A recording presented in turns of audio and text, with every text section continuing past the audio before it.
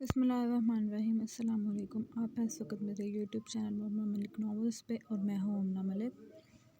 جیسا کہ ہم لوگ ناول پڑھ رہے ہیں تشتِ اسبام 4 ایک ساتھ پڑھ چکے ہیں، کیس نمبر 5 آج پڑھیں گے۔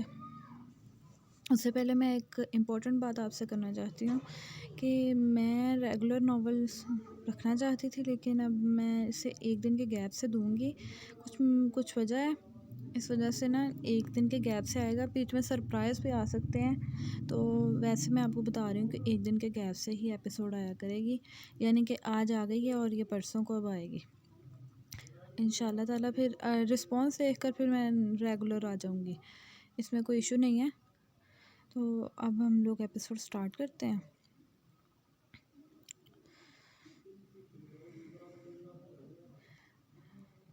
تشتِ اسبام از کلام امنہ ملک، کیس نمبر 5۔ الارم کی چنگھاڑتی آواز فلیٹ میں گونج رہی تھی، لیکن وہ مردے سے شرط لگائے کمفرٹر میں منہ دبائے سویا پڑا تھا۔ سائیڈ میں اس پہ زور شور سے بجتا الارم بھی جگانے میں ناکام تھا۔ کافی ٹائم پہلے ہی گزر چکا تھا، آگے مزید بھی اسی طرح گزر جاتا اگر ایک اہم کام اسے نیند میں بھی یاد نہ آتا۔ اگلے سیکنڈ وہ جھٹکے سے اٹھ کر بیٹھا اور چھلانگ لگاتے بیڈ سے اترتا واش روم کو بھاگا۔ مشکل سے 5 منٹ لگے۔ منہ ہاتھ دھویا، برش کر کے ماؤتھ فریشنر لگا کے کپڑوں کی سلوٹیں ہاتھ سے درست کی، اتنی سی تیاری میں مطمئن سا نظر آیا اور اسی اطمینان کے ہمراہ سیٹی بجاتا کمرے سے نکلا۔ 2 دن پہلے جب صبح ہوش میں آیا تو اپنے فلیٹ میں موجود تھا۔ گزشتہ رات کا دھندلا سا منظر کچھ حد تک یاد رہا، باقی حسنین نے فون پہ بتایا کہ دلدار لالا ہی بتائیں گے کہ جو ہوا اور جو آگے ہوگا۔ وہ اتنا تو سمجھ گیا تھا کہ دلدار کے ہاتھ اس کی خیریت نہیں ہونے والی، لیکن خود پہ بھروسہ تھا کہ دلدار کو مطمئن کر لے گا۔ اسی طرح 2 دن آرام سے گزر گئے اور آج دلدار نے یہاں دوبارہ آنا تھا۔ گزشتہ رات ہی حسنین نے خبر ملی تو ہوم ورک تیار کر کے سویا تھا، مگر کمبخت نیند نے جان نہیں چھوڑی اور اب آنکھ کھلی۔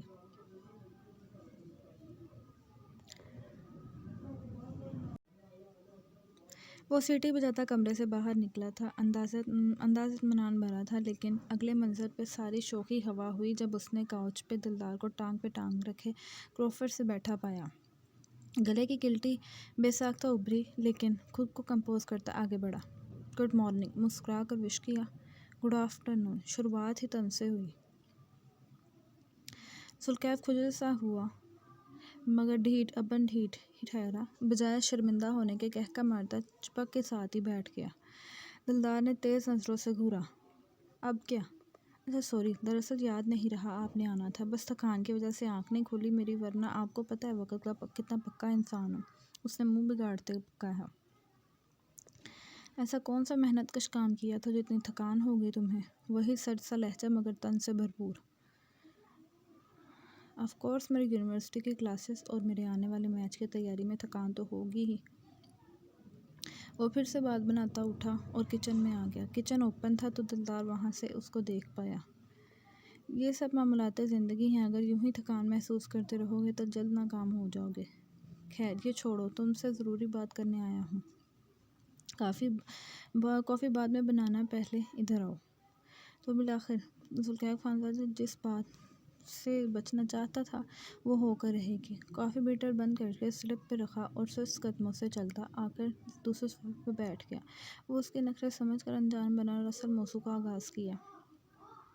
3 دن پہلے ایڈوکیٹ زاور خان حویلی آئے تھے ایک کیس کے سلسلے میں، جن کا کہنا تھا ایک لڑکی کا قتل ہوا ہے اور قاتل ذوالکیف خانزادہ ہے، لیکن میں نے کچھ نہیں۔ وہ بیچ میں کچھ کہنے لگا۔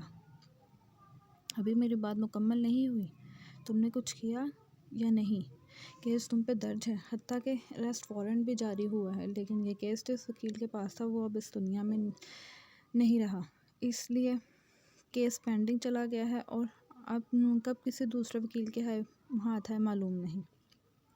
میں تم سے تمہاری صفائی نہیں چاہتا، اگر تم بے گناہ ہو تو اپنی بے گناہی ثابت کرو۔ ابھی کیس یہی رکنے سے تمہاری گرفتاری نہیں ہوئی، لیکن پھر بھی 15 دن کی ضمانت کروا دی ہے کہ تم اپنے لیے ثبوت خود اکٹھے کر لو۔ اس نے 2 ٹوک طریقے سے بات کہہ کر ذوالکیف کی اڑتی رنگت کو دیکھا۔ وہ جانتا تھا مقابل کے ذہن میں کون سی کھچڑی پک رہی ہوگی۔ وہ دلدار خانزادہ تھا جس کو سب پتہ بھی تھا، پھر بھی عقلے کو موقع دینے والا تھا۔ اگر ایسا ہے تو پھر میں اپنی بے گناہی کا ثبوت لاؤں گا سائیں، آپ بس اتنا بتائیں، آپ کو لگتا ہے میں کسی کا قتل کر سکتا ہوں؟ اس کے لہجے میں مان تھا، لیکن مقابل وہ تھا جسے کسی کے جذبات سے سروکار نہیں۔ لگتا تو یہ بھی نہیں کہ تم شباب کا شوق بھی رکھتے ہوں گے، لیکن ایسا ہے نا ذوالکیف خانزادہ؟ اس کی اس بات نے ذوالکیف کو سر جھکانے پہ مجبور کیا تو وہ تن سے ون سائڈ مسکرایا۔ اس رات سے پہلے مجھے لگتا تھا کہ تم سے زیادہ تمہیں میں جانتا ہوں، اس لیے کبھی تم پہ نگرانی نہیں دی کہ بھروسہ جو تھا، لیکن تم نے مجھے غلط ثابت کیا۔ میں آدھی سے زیادہ دنیا گھوما ہوں، لیکن جہاں تم نے مجھے پہنچایا اس جگہ کبھی نہیں گیا تھا۔ بازار حسن کہتے ہیں نا اسے۔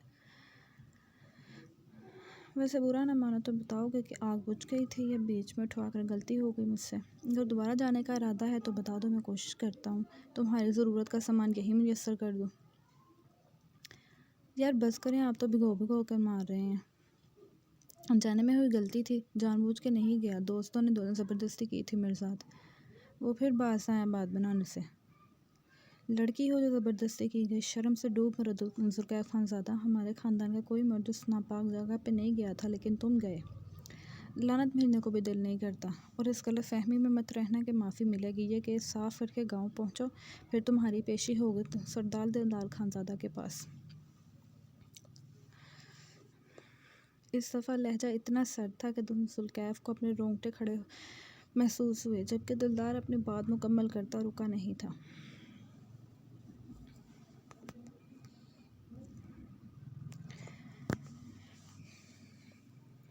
گلے میں جھولتا گلابی دوپٹہ لہراتی نرمین سیڑھیاں اترتی نیچے آئی تھی۔ ارادہ چائے بنانے کا تھا، ابھی دوپہر تھی تو حویلی میں ہو کا علم تھا۔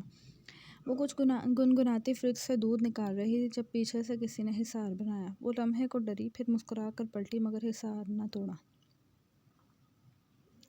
کیا ہے سنی سائیں، آپ ہر مرتبہ ڈراتے ہیں۔ مر گئی تو شش، مرے تیرے دشمن۔ یہ مینو تو میری جان ہے، اور اس جان پہ اپنی جان بھی وار دے یہ حسنین شاہ۔ وہ محبت سے چور لہجے میں بولا تو نرمین کے گال سرخ ہوئے۔ نہ کیا کرے اتنی بے باک باتیں، معلوم بھی ہے دل میں گدگدی ہونے لگتی ہے میرے۔ وہ ادھر ادھر دیکھ کر بولی، یہ مجھ غریب پر ظلم ہے مینو سائیں، آپ کا دل میرے پیار میں دیوانہ ہو کر سینے کی دیواروں سے سر پٹکتا رہتا ہے، اور آپ بولتی ہیں گدگدی ہوتی ہے۔ وہ بے باک انداز میں بولا۔ نرمین شرم سے پانی پانی ہوتی لب کاٹنے لگی۔ آج تو پوری پنک روز لگ رہی ہو، دل تو کرتا۔ اس سے پہلے وہ کچھ اظہار کرتا، نرمین نے اس کے منہ پہ ہاتھ رکھ دیا۔ سائیں پلیز۔ انداز میں معصومیت بھری التجا تھی۔ حسنین شاہ کا دلکش قہقہ کچن میں گونجا۔ ادھر میں آپ کے عشق کے سمندر کی گہرائیوں میں ڈوبتا جا رہا ہوں، کچھ تو خیال کریں مینو سائیں، اتنا حسین لگنے کی ضرورت کیا تھی؟ یہ نامراد عاشق پہ خنجر تو نہ چلایا کریں۔ وہ مزید بے باکی پہ مائل نظر آیا۔ تو آپ پھپھو سائیں سے ہمارے رشتے کی بات کر لینا، پھر وہ بابا سائیں سے بات کریں گی تو ہماری شادی ہو جائے گی۔ اس نے چٹکیوں میں مقابل کے بیمار دل کا علاج بتایا۔ انداز نادان تھا، لیکن اس کا یہ کہنا تھا کہ حسنین شاہ کی تمام شوقیاں کچن کے دروازے سے رفو چکر ہو گئیں۔ وہ اچانک سنجیدہ نظر آنے لگا۔ لو جی، پھر خاموش ہو گئے۔ دیکھیں سنی سائیں، اگر آپ کو سچی میں مجھ سے شادی کرنی ہے تو بابا سائیں سے رشتے کی بات کریں۔ اس نے پھر کہا، ارے جانم کیا کروں، جتنی بار بھی اماں سائیں سے بات کرنے جاتا ہوں وہ آگے سے چھوٹی مامی کے خلاف شروع ہو جاتی ہیں۔ ایسے میں اگر یہ بات کہی تو وہ ہمیں جدا کر دیں گی۔ تم بھی تو اچھی طرح جانتی ہو اماں اور مامی منہ پہ تو ایک ہیں، مگر پیٹھ پیچھے ایک دوسرے کے کتنے خلاف رہتی ہیں۔ اس کی بات میں دم تھا، مالکوں سے لے کر ملازموں تک کو معلوم تھا ان دو عورتوں کی خصلت کا۔ کہہ تو آپ ٹھیک رہے ہیں، اتنا تو میں نے سوچا ہی نہیں۔ اس نے سمجھ کر اتفاق کیا۔ میں جو ہوں سوچنے کے لیے، تمہیں فکر کرنے کی ضرورت نہیں، بس تھوڑا انتظار کر لو، میں موقع دیکھتے ہی اماں سائیں سے بات کروں گا جانم، پھر تم میری دلہن بننا اور میں تمہارا دولہا بنوں گا۔ حسنین شاہ کے لب و لہجے میں پھوٹتی محبت کی مہک نے اس کو یقین کرنے پہ مجبور کیا۔ اسے حسنین شاہ کی محبت پر شک نہیں، بس اپنی ماں کے ارادوں سے ڈرتی تھی، جو اس کو دلدار سائیں کے بارے میں سوچنے کا کہتی رہتی، لیکن وہ اپنے سنی سائیں کے سوا کسی کا خیال دل میں نہیں لانا چاہتی۔ کچی عمر کی محبت اب پختگی اختیار کر چکی تھی، وہ اپنی محبت کے لیے عمر بھر کا انتظار کرنے کو بھی تیار تھی۔ اس کو سوچوں میں ڈوبا دیکھ حسنین نے ایک گستاخی انجام دی۔ نرمین کو جب تک سمجھ آتا وہ بھاگ نکلا، اور وہ حیران سے اپنے گال پہ ہاتھ رکھے آخر میں شرماتے دوپٹے میں منہ چھپا گئی۔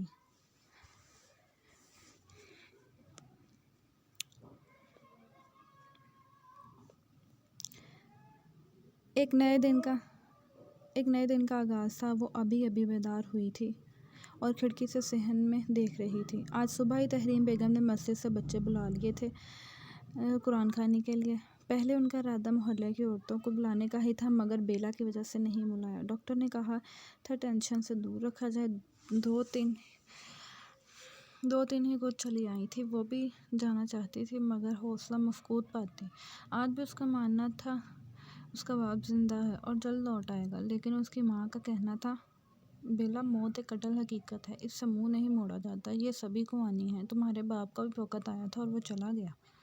یہ کربناک حقیقت بیلا زاور قبول نہیں کر پا رہی تھی۔ 1 مہینہ ہو گیا تھا زاور صاحب کو گئے، سب وہیں پہ تھا، مگر باپ کی شیرنی کہیں کھو گئی تھی۔ شروع کے 20 دن ہوشو حواس سے بیگانی ہاسپٹل رہی، پھر ڈاکٹر نے بولا مزید میں ہوش نہیں رکھ سکتے۔ تب کہیں امی مانی اور بیلا کی تکلیف کا آغاز نئے سرے سے ہوا۔ وہ اب کھلی آنکھوں سے خود کو ہر روز اسی جنگل میں کھڑا دیکھتی جہاں اس کا باپ مرا تھا۔ قدرت کا نظام اسے سمجھاتا، مگر وہ ہر بار منہ موڑ لیتی اور یوں ہی دن بدن اذیت میں ڈوبتی جا رہی تھی، اور نہیں جانتی جو تکلیف اس کے اندر گھر بنا رہی ہے، خود کی ذات کے ساتھ اوروں کو بھی نگل سکتی ہے۔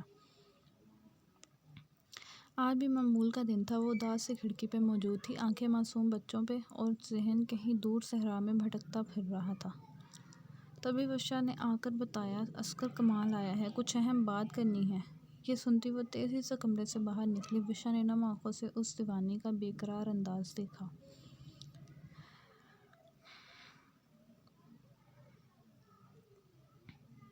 وہ دھڑکتے دل کے ساتھ ڈرائنگ روم میں آئی، مگر صرف عسکر کمال کو دیکھ دل کیا دھاڑے مار مار کر روئے، مگر اب مزید نہیں۔ اس نے سوچ لیا تھا امی کو پریشان نہیں کرے گی، جو غم ہوگا اندر دبائے گی یا اکیلی بیٹھ کر روئے گی۔ بابا کی غیر موجودگی میں سب کا خیال رکھنا اسی کی ذمہ داری تھی، تو اب یہی کرنا ہے۔ عسکر کمال نے سر اٹھا کے کملائی سے بیلا کو دیکھا اور دل میں درد سا اٹھتا محسوس کیا۔ اپنے جذبات سے تو شروع دن سے واقفیت تھی، مگر بیان کرنے سے کتراتا۔ اس نے نظر کا زاویہ بدلا، کیونکہ وہ بنا سر ڈھکے ہی چلی آئی تھی۔ وہ گہری سانس لیتی چپ چاپ امی کے ساتھ آ کر بیٹھ گئی۔ وشا باہر کا دیکھ رہی تھی اور سمر بچوں میں بیٹھا تھا۔ عسکر کمال نے بات کا آغاز کیا۔ آنٹی، یہ کچھ پیپرز ہیں، زاور سر کے لاکر سے ملے تھے، میں نے کھولے نہیں، کچھ پرسنل ہیں، اس لیے ڈائریکٹ آپ تک لے آیا۔ اس نے لال رنگ کی فائل ان کی طرف بڑھائی تو تحریم بیگم نے خاموشی سے پکڑ کر میز پہ رکھ دی۔ اب ایک اہم موضوع کی طرف آتے ہیں۔ فورینسک رپورٹ آ گئی ہے۔ اس بار اس نے سفید رنگ کی فائل دکھائی جو بیلا نے بھاگ کر پکڑنا چاہی۔ تحریم بیگم نے فوراً اسے بازو سے پکڑ کر واپس بٹھا لیا۔ صبر میری جان، اپنے حصار میں لے کر سرگوشی سے ٹھنڈا کیا۔ فورینسک رپورٹ کے مطابق زاور سر کی گاڑی میں کوئی ٹیکنیکل فالٹ نہیں تھا جس سے ایکسیڈنٹ ہو پاتا۔ دوسرا، اس سنسان روڈ پہ بجلی کے کھمبے بہت کم تعداد میں نصب ہیں، اور سر کی گاڑی کھمبوں سے بہت فاصلے پر ٹکرائی تھی، اور ٹکراتے ہوئے اس میں آگ نہیں لگی تھی بلکہ ٹکرانے کے بعد لگی، بلکہ یہ کہنا بہتر ہوگا کہ آگ لگائی گئی تھی۔ اس کی بات نے ماں بیٹی پہ دھماکہ کیا۔ مطلب میرے بابا کا ایکسیڈنٹ پلانٹ کیا گیا تھا؟ بیلا نے دھک دھک کرتے دل کے ساتھ پوچھا۔ عسکر کمال نے دھیما سا سر ہلایا۔ جی مس زاویہ، یہ حادثہ نہیں، سازش تھی۔ اب یہ نہیں معلوم سر کے لیے تھی یا کسی اور کے لیے۔ تحقیقات جاری ہے، گتھیاں سلجھ جائیں گی۔ اور ایک بات، یہ کیس پینڈنگ میں رکھ دیا گیا تھا، عنقریب باقی کیسز کی طرح تہ در تہ دب جانا تھا، لیکن اچانک اوپر سے آرڈرز آ گئے اور اب یہ کیس آگے تک جائے گا۔ اس نے تفصیل سے ساری بات بتائی، لیکن بیلا کا دماغ سائیں سائیں کر رہا تھا۔ ذہن میں یہی الفاظ گونج رہے تھے، یہ حادثہ نہیں، یہ سازش تھی۔ مطلب اس کے پیارے بابا کو قتل کیا گیا ہے۔ دل کا درد ناقابل برداشت حد تک بڑھا۔ اس نے عسکر سے فائل پکڑی اور خاموشی سے اپنے کمرے میں جا کر دروازہ بند کر لیا۔ یہ صحیح تھی کہ اس کا باپ مرا نہیں، لیکن اب اس کو یہ درد مار دے گا کہ اس کا باپ مارا گیا ہے۔ پہلے ہی بڑی مشکل سے سنبھلی تھی، اس اذیت کو برداشت نہیں کر پائے گی۔ بیٹا تم مجھے اکیلے میں بتا دیتے۔ وہ روتے ہوئے عسکر کمال سے پوچھنے لگی۔ نم آنکھوں سے تکلیف کا اندازہ لگانا مشکل نہیں تھا۔ وہ اٹھ کر تحریم بیگم کے پاس آ گیا۔ آنٹی آپ کی بیٹی مضبوط ہے، ابھی وہ غم میں ہے تو کچھ مانند پڑ گئی ہے، لیکن کمزور نہیں ہوئی۔ مس بیلا کا حقیقت جاننا ضروری تھا۔ کل جب کیس کی تحقیقات کے لیے آنا جانا لگے گا تو کیا کہتے؟ باقی میں پوری کوشش کروں گا کارروائی گھر تک نہ ہو، مزید معاملات مجھ پر چھوڑیں۔ آپ اپنا خیال رکھیں، آپ کے بچوں کو آپ کی ضرورت ہے۔ اس نے تسلی دینے کی کوشش کی۔ تحریم بیگم کو کچھ سکون ملا۔ اپنی ناصری پر آئے تو کچھ الفاظ تسلی کے بول ہی دیتے ہیں۔ حویلی والے تو نام کے بھی اپنے نہ بن پائے۔ اس دن کے آئے ہوئے مجال ہو کہ دوبارہ چکر لگایا یا رابطہ کیا ہو۔ اینڈ دس از ٹوڈے آج کی قسط یہ تھے۔ اینڈ کیسی لگی آپ کو یہ کمنٹ میں بتائیں، اور چینل کو سبسکرائب لازمی کر دیں۔ جیسا کہ میں نے بتا دیا ہے کہ ایک دن کے گیپ سے ایپیسوڈ آیا کرے گی، تو اس دوران آپ لوگ اپنا رسپانس لازمی شو کروائیں۔ پھر ہو سکتا ہے کہ میں گارنٹی میں چلے دے دیتی ہوں کہ میں ریگولر پھر آ جاؤں گی، اور اس دوران سرپرائز ہو سکتا ہے میں دیتی رہوں۔ میں اطلاع کرنا چاہتی تھی کہ آپ لوگ ہاں جی ایک دن کے گیپ سے ایپیسوڈ آیا کرے گی، اس دوران سرپرائز بھی آ سکتے ہیں۔ باقی یہ ایپیسوڈ آپ لوگوں کو کیسی لگی ہے ضرور بتائیے، اور چینل کو سبسکرائب کریں، ویڈیو کو لائک لازمی کریں، اور ملتے ہیں اگلے ایپیسوڈ پہ۔ جزاک اللہ۔